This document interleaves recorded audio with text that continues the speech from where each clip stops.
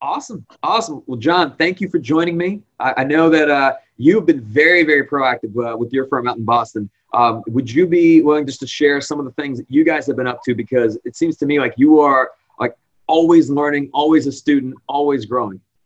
Yeah, well, I just want to start by saying I didn't actually start off being so proactive. My initial reaction was, thank God we've had a really good year so far, and we'll just turtle this. We'll get some of our systems in place, and we'll get through it. And then we had the meeting with our coach, Lauren, and Lauren was like, Michael thinks you can do 3 years of growth in 3 months, and I'm really competitive. So I was like, really, how does Michael think we'll do that? And then she just pumped us with all these ideas about different things to do, and you started doing the lessons. So honestly, the podcasts and the meetings. So honestly, we've just followed advice, and it's just blossomed. But we're doing a lot of work with the Crisp Academy, marketing on Facebook. We're doing the Zoom meetings. We're reaching out into different practice areas. I call 3 current and former clients every single day, and we're actually generating more business than we were before the pandemic. We're doing better in the pandemic than we were before the pandemic.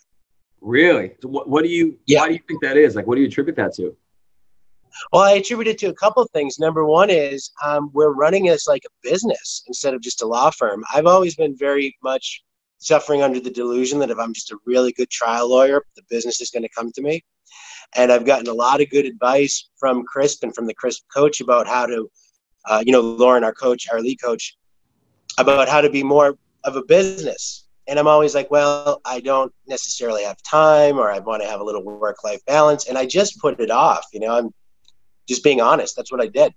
But now all of these weaknesses that I allowed to exist in my firm were right up in my face. And it's just an awesome opportunity to fix it. And it's really just like, it's shocking to me what a response we've had to putting these ideas into effect. So that's interesting to me, because I know that you'd mentioned to me that you took one of the courses in the academy on like I think it was like the Facebook, like the funnel training, and then you implemented that stuff. And not only did the content get out, but also like you were starting to see a lot more inbound leads and new clients that came as a result of that. Oh my God. So we started doing the Facebook funnel, and I actually started doing the ideas before I even finished the course. So basically my Facebook was like 130 people, right? My mom, my friends and family. Within a week, we went from 130 followers to like 700. We'd had 50,000 views. I did a video on Monday or Tuesday of this week that I boosted. It took 24 hours for the boost to come in. Organically, it got shared 35 times, and I got 6 new leads, people who contacted me. We signed up 5 new clients off of one video, just using the Facebook funnel course. And I probably only implemented about 20 or 30% of the course correctly. Like, I'm not doing it perfectly, but just getting it 20, 30% right has completely blown us up. I'm shocked. So on that note, I mean, that's amazing, by the way. I mean, the fact that it's interesting, because we hear multiple sides of this right now, especially during COVID, with everything that's going on, and you see people that are quarantined, courts are closed. They can easily look at this and say, how can I possibly bring in new business? But you guys are actually having a better month. And what are some of the other opportunities that you feel exist right now? So we've been doing a lot of just content for people, and it's totally focused on, here's stuff that's out there for you. Here's the business loans. Here are loans for nonprofits. Here's things for artists. Here's things for children. And I was trying to count them up before I met with you, before this call. I found 120 different comments from people, either on our Facebook page or on different posts we've done, where people are like, wow, we really thank you for what you're doing for the community. And so there's a massive, massive opportunity here to reach out and be a support and be a good integral part of the community. I think that's probably first and foremost what we're really focusing on. And then the other thing we're really doing is we're really trying to create this culture. Lauren, our lead coach, said to me yesterday, nobody wakes up one morning with 50 employees and says, I'm going to start a culture, And I was just like, wow, we really got to push this to everybody and let them pick this up and run with it. So I think that those are our 2 primary points, is connecting with the community, and creating an internal culture that's honestly crispy, for lack of a better term. How big is the team right now?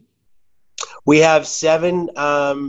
We have 5 lawyers, 2 admins, and we just picked up another lawyer. So we're actually growing right now. We have another lawyer starting with us on Monday. How's the team been responding during this time? It's really interesting. So some of the team loves the morning huddle format, and they're super go-getters, and they're doing extra stuff, 3 extra goals, things to build the business every day. Other team members are a little bit more hesitant with that.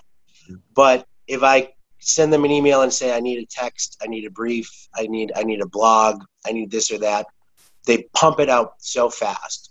So I think that everyone's really pushing at their maximum level, but they're also still staying true to their personality and being themselves. And I really feel like our team's doing great.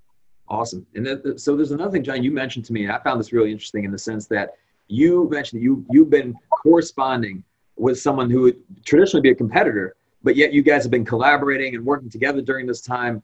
Number one, I guess why, and then kind of how you made that shift, and what would be your advice to other firms that may not want to collaborate with competitors right now? So there's one guy in particular. He's actually an elite too. We spent a lot of time at the summit together, and basically we're bouncing ideas from our elite coaches off of each other.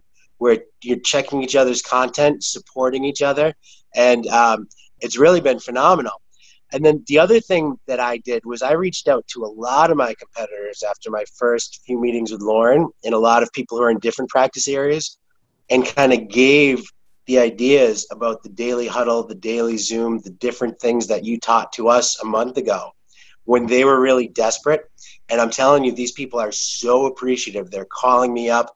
They're saying, hey, I got this. Do you want to do that? Do you want to collaborate? I have this problem. Can you help? And the amount of support I'm getting from people that I reached out to blows my mind. And all we did was tell them the same stuff our coach is telling us. It was fantastic.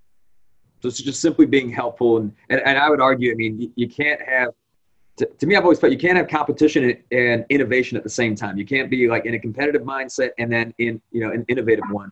But, when you start collaborating, you'll actually see that a lot of the competitors, when you approach them as collaborators and actually start working together, you can achieve more. Everyone actually grows as a result. Totally. I mean, the universe is abundant. There is plenty out there for all of us. And it's really been a really positive change to my life to be working with other lawyers, working together, seeing how they do things, sharing how we're doing things. And the response to these things that we're learning in our coaching sessions, everybody loves it. And all these other, so the guy from Elite knows where I'm getting it, but these other lawyers think it's me, which is fantastic, I should probably tell them about you so that you can get look, I think that's great. And in fact, what has been like the biggest lesson that you've learned during this time? Let's say like over the last 8 weeks. Yeah. So I got to tell you, right to one of the crisp values, I think, is humility. Okay. I started off with one view of how this was going to go, and Lauren reached out to us with really good advice. And first, I had to accept that I had been wrong, that there was a different way to do this. And then second, I had to follow the advice. And, going with the Facebook, with the Crisp Academy courses, it's like one step after the other. I have no idea what the outcome's going to be. I just trust that I got good advice. I do it the best I can. And the results have been phenomenal. I just couldn't be happier. So what would you say to somebody right now who's, let's say it's a firm owner, they're going through a very tough time. There's a lot of uncertainty. There's still instability, and they are approaching this from the standpoint of like preservation and cutting back. I guess what message would you have for them? I would just say when fear knocks at the door and faith answers, nobody's there. Find good advice. Don't try to pour from an empty cup. And when you get good advice, follow it. Even if you're not 100% sure of the outcome, the result is going to be a hell of a lot better than just being stagnant. Be proactive and get in front of it. And you can. And I mean, I really think that you can flourish. And I'm determined to meet that 3 years and 3 months. Like, that was just such an absurd goal. I said, I have to do this. Oh yeah. Oh yeah. And I love it. That was my challenge to the team as well. And just because I always like to consider, like, let's say the skeptical person who's watching this right now, and they're thinking, okay, well, that is a unique case. That probably wouldn't work for me. He's having a better month this month, but that's not true for most lawyers. And arguably, it's probably that, it isn't true for most lawyers and law firms. That said, though, do you believe that this is possible? So what you guys are getting, let's say in PI in Boston, which is a very competitive market, that type of, that type of success is possible in other markets? Absolutely. It's absolutely. Let me tell you what's really funny about those 6 new leads that I got last week. 5 of them were in my sphere of influence. They were people who were either my friends on Facebook or friends of friends that did not realize they had a problem I could help with. Right? Yeah. So absolutely. I didn't bring in 6 strangers. I brought in 5 people who, simply by me reaching out to my community, saying, hey, here I am, here's what I do, and here's what we do for people. We brought people in that, honestly, I could have accessed probably months ago had I followed the advice I'd been getting from my coach, But we were pretty successful, and we felt okay where we were. And we didn't push it necessarily to the next level. And that'll never happen again, because this period of growth and learning new things has been so incredibly exciting. Like, I'm just really jacked up about the whole thing. I love it. Awesome. John Martin, thank you, sir. I really appreciate this. This is great insight. I hope the people that are watching this are also taking it to heart.